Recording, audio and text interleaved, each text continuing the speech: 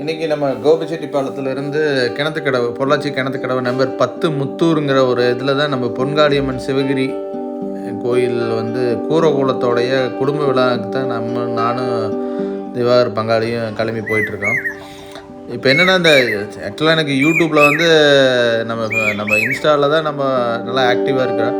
சரி, அந்த யூடியூப்பில் வந்து அந்த ஏதோ 3000 ஆர் 4000 ஹவர்ஸ் வந்து பார்க்கணும், பார்த்தா தான் வந்து இந்த ஏதோ எனேபிள் ஆகும், மானிட்டேஷன் எனேபிள் ஆகும்னு சொன்னாங்க. சரி, அதுக்காக தான் போட்டிருக்கிறேன் ஃப்ரெண்ட்ஸ், தப்பாக நினச்சிக்காதீங்க.